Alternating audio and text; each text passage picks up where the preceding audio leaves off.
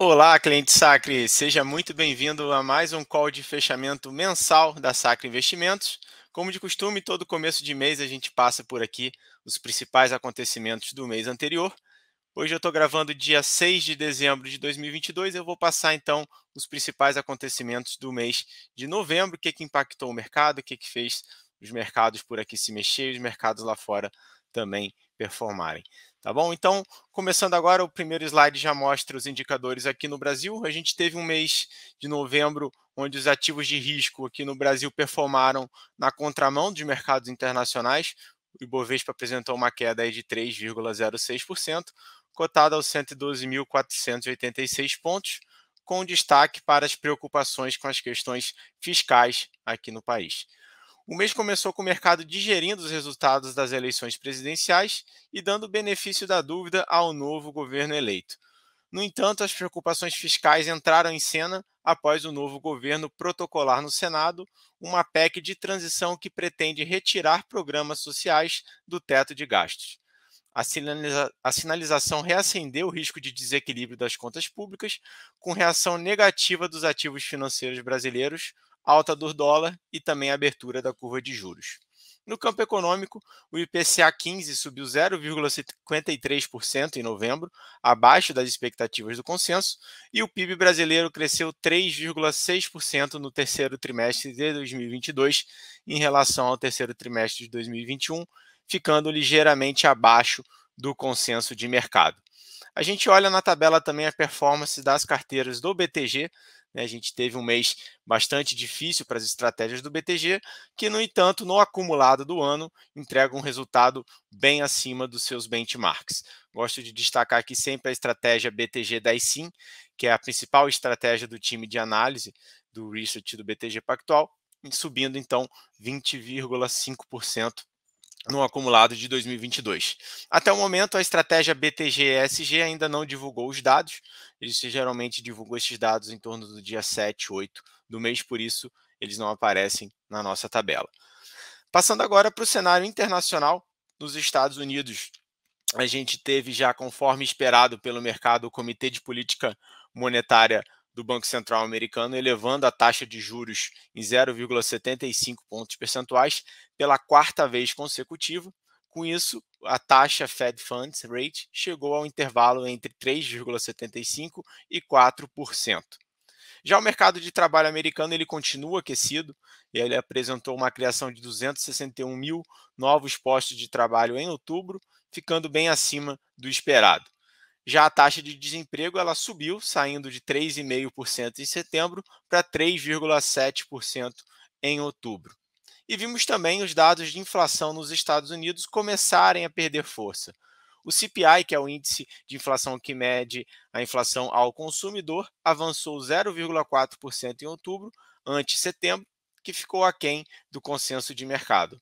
Já o PPI, que é o índice que mede a inflação ao produtor, ele também veio abaixo do esperado, corroborando com a desaceleração da inflação nos Estados Unidos, ponto muito importante aí para a virada do Banco Central americano com relação ao ritmo de aumento de taxa de juros por lá. O Banco Central americano ele divulgou também uma ata da sua última reunião, mostrando uma, uma, um posicionamento um pouco mais brando, né, indicando que uma desaceleração no ritmo de alta de juros seria apropriada em breve, indo muito em linha por conta dos dados de inflação vindo um pouco mais fraco do que o esperado pelo mercado. E com isso, os principais índices de ações nos Estados Unidos fecharam em alta. A gente teve o S&P 500 subindo 5,38% no mês e o índice Nasdaq subindo 5,48%. Passando agora para a China, a gente viu ao longo do mês de novembro o governo chinês anunciando medidas de flexibilização das restrições do Covid e, além disso, o governo chinês ele vem impondo uma série de medidas para estimular a economia do país. Dentre elas, ele anunciou corte no requerimento de reserva dos bancos. Tais medidas elas contribuíram para a boa performance dos índices de ações chineses. A gente viu aí a bolsa de Xangai fechando em alta de 8,91% no mês de novembro. E agora a gente passa, enfim, para o nosso último slide da parte de renda variável. A gente teve o IFIX, né, nosso índice de fundos imobiliários, ele fechou o mês em queda aí de 4,15%, impactado também pelas preocupações fiscais aqui no Brasil, né, refletindo principalmente a forte abertura da curva de juros, que mais para frente o Diego vai apresentar aqui para a gente. Eu vou ficando por aqui, chamo agora então o Leandro para comentar um pouquinho de moedas para a gente. Desejo a todos aí um excelente mês e bons negócios. Obrigado. Obrigado, Gustavo. Bom dia, boa tarde, investidor. Boa noite, investidor, seja lá a hora que você estiver vendo este vídeo, né? Hoje a gente teve esse mês passado a gente teve um mercado bem volátil, tá? Para variar um pouco, né, do nosso clima, né? O mercado no exterior mostrou um otimismo um pouco maior com relação às notícias, principalmente da inflação e das taxas de desemprego, que surtiram resultados positivos, vendo que, de fato, essa alta de juros já começa a refletir um pouco e a inflação desacelerou um pouco também por lá, tá? Esse DXY, uma queda de 5%, mostra esse grande apetite a risco, né, que vocês já viram com o Gustavo, né, de todo investidor estrangeiro. Então, as bolsas aí dos Estados Unidos refletindo, né, e de todo mundo refletindo bastante sobre isso, né. O grande ponto é que as bolsas aqui no Brasil não acompanharam, né, como o Gustavo já mesmo falou, né, e o dólar aqui, apesar, né, dessa alta aí do euro e da libra bem expressiva, né, o dólar teve uma alta tímida aí de 0,57, né, voltando aí aos patamares de 5,29, 5,30, né, basicamente entrando também com a questão fiscal do nosso país. O nosso Brasilzão, infelizmente, a gente ainda colhe algumas dúvidas com relação à parte política. Nós ainda não sabemos quem vai ser a equipe econômica e como a nova política econômica vai ser conduzida, tá?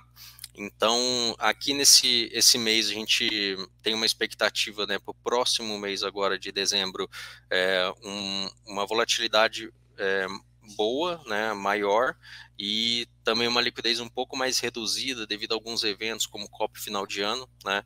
Então, atenção nisso. E falando um pouco aqui sobre a parte das criptomoedas, houve aqui uma sangria, né?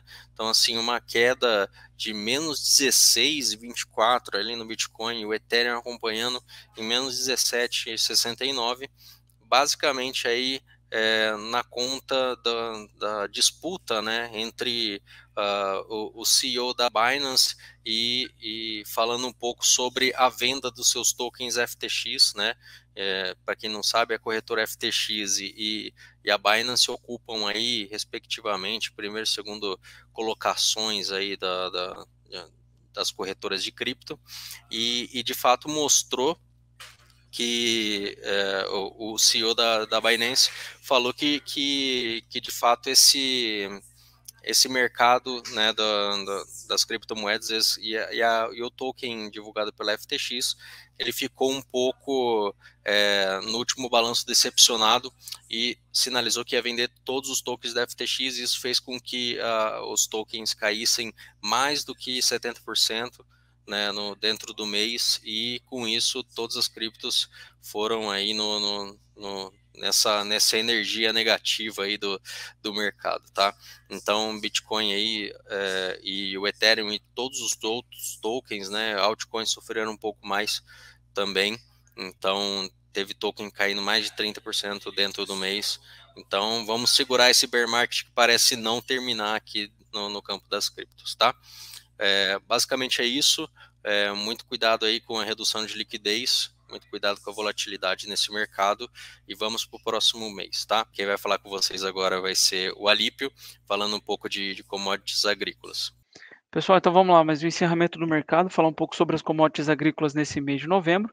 Se a gente pudesse elencar apenas um fator assim, de grande relevância nas commodities nesse último mês, esse fator seria a China, né? Então, todos os ativos que são relacionados à atividade econômica chinesa, principalmente como as commodities agrícolas, elas apresentaram bastante volatilidade. Isso é compatível também com a evolução do noticiário qualitativo sobre a região, sobre a China, com destaque bastante para com um destaque maior para as metálicas, né, intimamente também ligadas ao setor industrial asiático. Alguns fatores importantes, né, são, primeiro, o Xi Jinping assegurou o inédito terceiro mandato como presidente da China, né, além de consolidar alto escalão do partido com seus aliados. E, em segundo lugar, é a política de Covid zero, né, o mês foi marcado por um noticiário que indicou um possível início de flexibilização, mas depois do aumento do número de casos, o país esfriou esse movimento. Só que a gente não pode destacar apenas um único motivo que trouxe volatilidade para as commodities agrícolas, né? Apenas um fator. A inflação ainda é a principal preocupação no cenário americano, principalmente pela composição desfavorável e o mercado de trabalho forte, né? Então, o próprio BTG levou a estimativa do Fed Funds Rate, né, para um intervalo entre 5% e 5,25% no final do ciclo de elevação da taxa, o que deve provocar assim, uma retração expressiva no consumo de bens, tá? Principalmente bens cíclicos, assim como as commodities, né? Então, vamos lá falar agora especificamente de cada commodity agrícola, né? Em relação ao soja, né? Evolução do plantio brasileiro e expectativa com a China, eles ditaram o mercado, ou ditaram melhor as negociações nesse mês. O plantio da produção da safra, o plantio da produção brasileira do ciclo 22-23, ele segue em ritmo bastante favorável para a oferta, o que deve ser elevado no próximo ano. Além disso, o mercado espera que o consumo da China apresente reação, que os chineses voltem às compras de fato, superando os baixos números apresentados neste ano, né, durante todo o ano. Os números da Conab para a safra 22-23 indicam que 57% da área de 43 milhões de hectares projetados para o ciclo já foi plantada. A verdade é que eu falo com vocês hoje, mas esse relatório que até busco há alguns dias atrás, mas praticamente toda a safra brasileira já foi plantada. A gente entra no início de dezembro e parece que o produtor brasileiro conseguiu plantar dentro da janela ideal de plantio. Então, a produção, segundo a Conab, deve ficar em torno de 153 milhões de toneladas, né? No Mato Grosso, os trabalhos também já estão praticamente no fim. Mato Grosso, que é um estado importante para a produção do soja, é o principal estado, né? E as lavouras por lá apresentam bom desenvolvimento sem problemas nenhum, apesar das irregularidades das chuvas, né? Então, isso pressiona os preços nos vencimentos mais longos. Por outro lado, o mercado também adotou uma postura mais construtiva nos últimos dias em relação à demanda, né? Negociando a possibilidade do consumo mais forte do país asiático, como eu comentei inicialmente, e a gente encerra o mês de novembro com uma alta de 3,52 para a soja, uma alta no ano aí de 9,80, negociando a $32,40 a saco. Um preço importante para o produtor rural, né? Como o Leandro comentou anteriormente, então a gente tem um composto aí de dólar alto e soja na faixa dos 32, então chama atenção para o produtor rural de poder fazer negócio nesse patamar de preços. Claro que tem que ficar atento, porque o mercado ainda pode trazer preços ainda mais atrativos para o produtor. Lembrando que da última vez eu trouxe o radar de mercado, que é aquilo que o BTG espera, os analistas do BTG esperam para frente, né? O que esperar para a soja, né? Então, o radar ele demonstra estar neutro ou baixista, porque o ritmo de plantio da safra brasileira é um vetor consideravelmente baixista para os preços, e parece que o cenário está muito favorável, né? Mas o clima da América do Sul ainda segue como um ponto de alerta e a demanda pode apresentar uma melhora. Aqui até uma curiosidade que acho que vale chamar a atenção: se você acompanha o mercado de renda variável, as ações da IRB, a resseguradora, sofreram bastante, e nos relatórios eles demonstram que a carteira agrícola foi uma das que sofreu muito, e isso impactou bastante o resultado da companhia. Então, como eu tenho falado aqui, como as expectativas que até agora, no plantio da safra brasileira, que vai até dezembro, está em um ritmo adequado e interessante, a princípio essa companhia não deve enfrentar tantos problemas, né? Pelo menos com sinistralidade da carteira agrícola. Mas é só uma curiosidade para esse mês aí, tá bom? Em relação ao milho, ocorreu a renovação do acordo de escoamento pelo Mar Negro, isso estava gerando bastante dúvida. O conflito entre Rússia e Ucrânia, ele foi monitorado de perto pelo mercado durante o mês todo, e esse acordo de escoamento ele foi renovado para mais 120 dias. Esse era o fator mais importante para o milho nesse mês de novembro, tá? Isso foi no dia 19 de novembro. Por outro lado, as revisões baixistas da safra dos Estados Unidos por parte do USDA também parecem ter chegado ao fim. E o número para a produção brasileira 22-23 segue bastante elevado, tá? O que traz uma expectativa estruturalmente elevada para o próximo ano, o que pode provocar um movimento de queda nos preços nos horizontes mais longos, isso segundo os analistas do próprio BTG Pactual, Ainda assim, a gente encerra com uma alta de 2,16 no mês de novembro, negociando a R$ 88,47 a saca. Percebam que no ano de 2022, ou nos últimos 12 meses, a volatilidade, claro, durante todo o ano a gente teve momentos de altas e baixas, mas a gente encerra praticamente um mercado lateralizado aí, se continuar assim, no ano de 2022, tá? E o radar de mercado para o milho?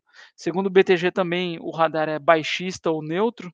A renovação com esse escoamento de grãos ucranianos era o principal fator, isso já foi definido, mas claro, para os próximos 120 dias, mas o ritmo de plantio no Brasil e condições para safrinha 22 e 23 são baixistas, porque o que acontece?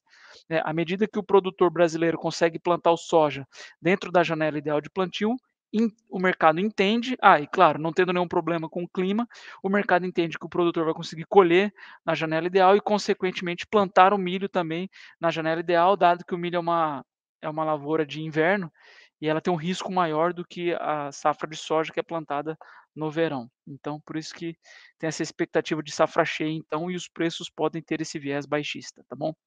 Em relação ao boi gordo, a gente também teve bastante volatilidade, a gente está com uma queda de 11,57 no ano. Eu sempre ressalto que a arroba do boi chegou a negociar a R$ 350 a arroba. Vocês estão vendo na tela uma cotação de R$ 302,20 a arroba do boi gordo. Tivemos uma alta de 7,56 no mês de novembro, mas esse mercado ele teve poucas negociações nesse mês de novembro. As vendas externas elas seguem bastante fortes, né, mas o câmbio e a oferta eles impactam bastante o preço. A comercialização externa de carne bovina, ela segue em nível recorde. Quando eu digo que teve pouca movimentação, é no mercado interno, tá? Tanto em volume como o valor financeiro, mas o ganho de força na margem real do produtor e o aumento dos abaixos domésticos, ele impedem esses avanços de preços, né? Então, o preço na bolsa está negociando pouco, né? Sobe R$ 1, R$ 2 por arroba, cai R$ 1, R$ 2. Então não tem a gente não percebeu nos últimos meses vários pregões de alta ou vários pregões de baixa, né? A comercialização de carne bovina com os parceiros internacionais, então, ela segue muito forte, isso tem sido o fator interessante, o boi tipo exportação, isso tem sido uma alavanca aí nos preços, né? Mas ainda, claro, o volume foi grande, mas é uma consequência de uma manutenção do patamar elevado no segundo semestre, que é uma tendência estrutural, né? Então, a partir da mudança de padrão do consumo de proteína da própria população chinesa, e também por uma maior preferência pela a mercadoria brasileira, tá? Segundo o próprio BTG, no radar de mercado, o cenário é baixista, aumento de oferta, principalmente com a sazonalidade, né? Esse é um período de bastante oferta de animais, com aceleração dos abaixo, que também deve seguir direcionando os preços a patamares mais baixos, e a exportação para a China também deve seguir elevadas. Um fator que pesa contra as cotações ainda é a inflação no mercado doméstico, isso tem dificultado para que os brasileiros consumam essa proteína, só que a gente entra num período festivo também agora de final de ano, período também de pagamento de 13º, isso impulsiona a comercialização de carne, e ainda um período festivo que é o próprio acontecimento da Copa do Mundo, isso também impulsiona o consumo doméstico, tá? Já em relação ao café, isso tem apresentado muita volatilidade, o café mês após mês a volatilidade tem aumentado, elevada probabilidade de recessão na Europa e nos Estados Unidos, eles derrubaram o preço, depois o preço voltou a subir, a gente viu no mês de novembro uma alta de 1,41%, mas observem que no ano de 2022 uma queda de 22% muito forte. O clima no Brasil, novamente, ele vem indicando melhores perspectivas para a oferta global de café, enquanto as decisões de política monetária mais recentes, né, principalmente nos Estados Unidos, indicam assim uma elevada probabilidade de recessão em 2023 em localidades que são chave para o café, principalmente no mercado europeu. O clima mais favorável no Brasil para as lavouras de café, com aumento do volume de chuvas e aceleração de floradas, mostra que a produção de 2023 pode ser bastante favorável, pode vir cheia, acima até do esperado, provocando assim uma melhor condição de oferta do nosso produto, né? Só que a demanda também voltou ao centro para determinação dos preços, né? Visto que a expectativa da demanda para o próximo ano segue sofrendo enfraquecimento pelo contexto de amadurecimento da atuação dos bancos centrais ao redor de 5%, né? Ou próximo disso, principalmente no Banco Central Europeu. Então, essa é a principal preocupação para o mercado de café. Parece que a produção tem ficado para trás, a expectativa ou melhor, o que o mercado tem precificado é mais em relação ao consumo e nem tanto à produção, tá? Radar do BTG, baixista ou neutro, tá? Arrefecimento da atividade econômica na Europa, isso pode resultar um deslocamento para baixo na curva futura do café, melhora no clima do Brasil, isso também esvazia o suporte de preços, tá? Então, tudo isso deve trazer bastante volatilidade também para esse mercado. Então, esse foi o resumo das principais informações em relação às commodities agrícolas no mês de novembro de 2023. Agora eu convido o assessor especialista Diego também para tratar das demais commodities e juros futuros também. Eu espero que você tenha gostado. Se você quiser mandar alguma dúvida também, sinta-se à vontade. Um grande abraço.